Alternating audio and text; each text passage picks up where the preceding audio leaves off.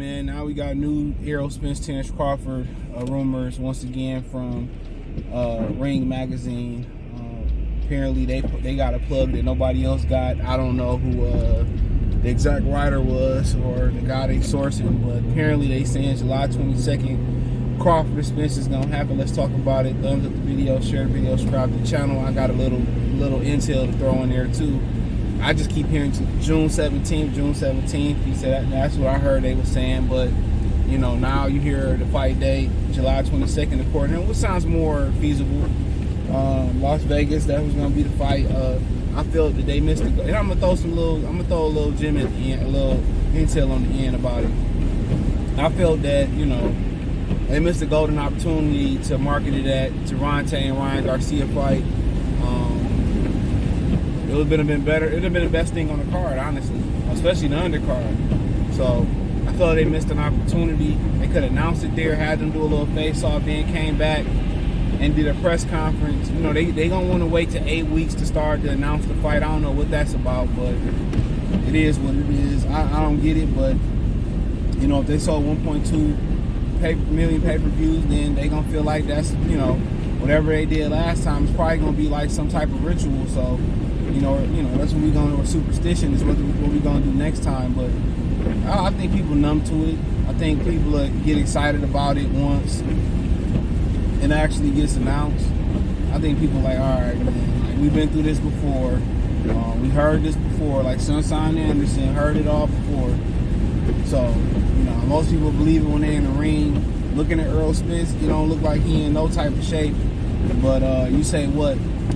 We going to May, June, so he'll have about 12 weeks, almost 12 weeks going into next month. So I mean, it is what it is. One of the things Terence Crawford can benefit from is that he fought David Abnesian in December and didn't sit around and wait and got his money. So another thing he could benefit from was saving his money. You know, that's another thing he could be able to benefit from, where he didn't have to be thirsty to take a deal. You know, when you ain't got no money or you ain't got no cash flow, you don't stack it or have other sources of income, you gonna have to take what they're offering. But you know, he did well with his money. Got with BOK Prime, did some great things over there, made some bank over there, and you know, he had leverage where they didn't have any leverage. He took the leverage away, and the public had his back, the fans had his back, and I think, you know, the Dallas people really was putting a lot of pressure on Errol Spence Jr. to take that fight, and I think his pride started getting touched. You know, so. But if they do get in the ring, you know, people kind of like the Errol-sexuals and, you know, the Bud Crawford fans, then the beef, you ain't heard shit from an Errol-sexual. You know, who's that creeping in the window? You ain't heard nothing from them niggas. That fraternity is gone. You ain't seen a cane swing, a cue thrown up. I ain't even heard a nigga say, yeah, Dallas Cowboy fan in a minute. So yeah, man, you ain't heard too much from them. They've been quiet. Shh, be quiet. Tonight is the night that we ride. So they've been hella quiet. They've been on hush mode. But they announced this fight, they be talking to me. Yeah, I told you Big EJ was gonna do it. It took him 55 years to do it. But I told you he wasn't that big of a bitch. That's exactly what niggas gonna be saying. You know? Crawford been stalling out all this time and whatever. They just gonna move the bar back, so it don't matter whatever happened in that fight, they just gonna move the bar back. They gonna move that bar back, it don't matter. Oh, Terence Crawford gets a one-punch knockout in the first punch. Oh, you know, the layoff, you know, Earl was out of shape. You see his titties, you know what I'm saying? They was lacerating. He was so out of shape and shit like that, bro. You like, all right, bro.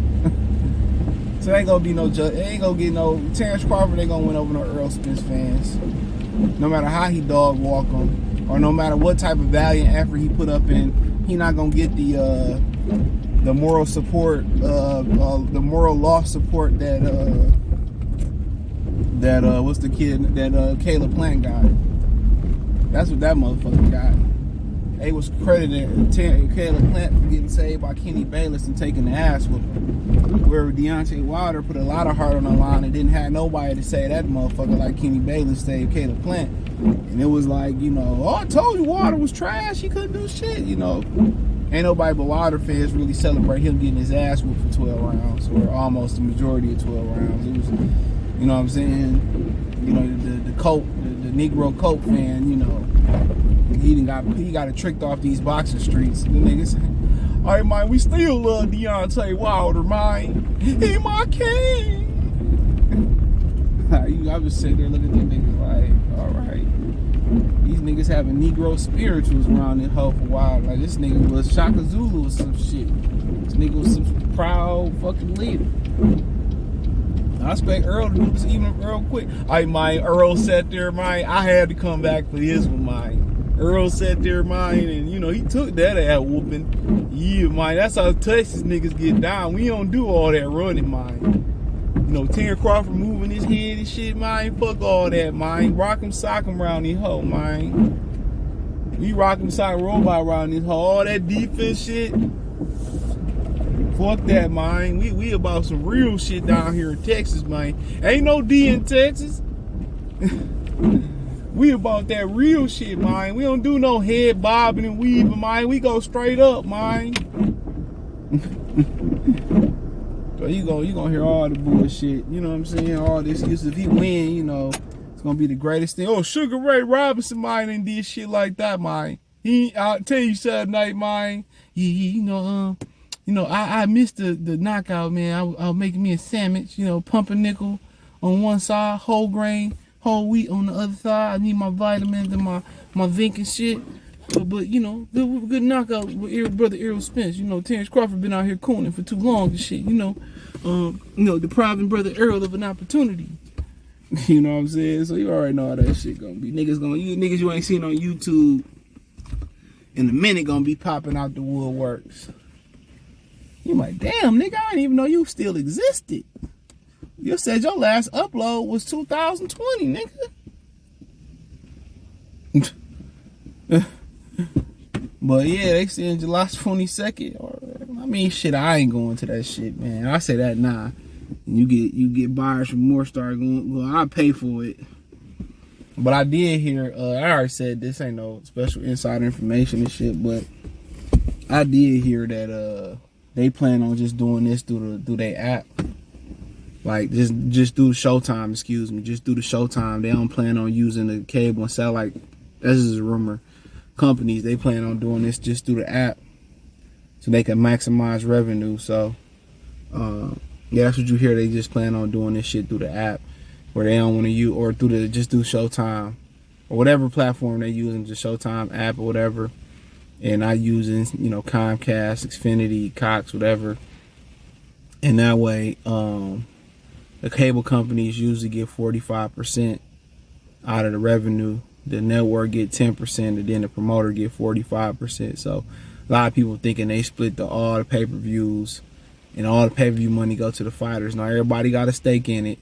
DirecTV, Comcast, they split that 45. The promoter get their 45. And usually it's like Tim Bradley said he made $5 a home off 50. So that's 10%. So his cut was 10%. So I think after 200,000 then or 250, whatever, they start getting 10%. So if the pay-per-view is $85, then they get $8.50 a home, $8.50 a home. If they both get 10%, so if that whole weight and they both get 10%, they splitting that percentage down the middle. So the promoter is taking home, or the powers that be is taking home 25% of the 45%. You kind of see what I'm saying? Because unless somebody else got a hand in it, so because out of their 45%, if 20% goes to the fighters, and that's after they break even, or whatever the magic number, I think it's 200,000. Then the other 25%, that's the promoter. Then you got to remember the promoter, the fighters get a 3% gate, depending on what the number is, 3% of the gate. Depending on the contract structure they get $850 a home. So if they do $1 million, you know what I'm saying, that's $8.5 million. Now you also got the gate, you also got sponsorships, you also getting them, stipends through the promotional company. So yeah, but television rights. I mean, the promoter make out, and the powers that be in this situation make out like fat rats. Now, also, I heard a little, something that you probably won't hear nowhere else. They said Alexis Roach they expect to have him on the undercard. So it's expected that he gonna get the winner next, or he gonna get a vacant belt. But apparently he supposed to be on the undercard. I thought he was fighting Juice Young on May 27th. Now he might turn around, fight Juice Young May 27th, come back a couple months later, almost 2 months, and got a spot on the undercard. Now I don't know if he's gonna be on the televised, non-televised, pay-per-view portion, the prelim portion. But that's just a rumor that, Alexis Roach is gonna be on that card. So Rocha might get the May 27th bag, and Rocha might come back get the July 22nd bag. Now, knowing how cheap they ass is, Alexis Rocha might be in that bitch shadow boxing, as the co-feature. So, it is what it is. Let me know what you girls and guys think. Thumbs up the video, share the video, subscribe to the channel. Next subscribe button is the bell icon button. Hit all notifications. Increase your chance to get notifications. We go live or drop video. Financially want to support the channel. Cash App, $CJ Good 313, Venmo CJ Good 313, PayPal link in the description. Hit the link tree, find me on Twitter, Twitch, Instagram, Spotify, Anchor, Cash App, Venmo, PayPal, Apple Podcasts, Google Podcasts, the whole nine. Peace.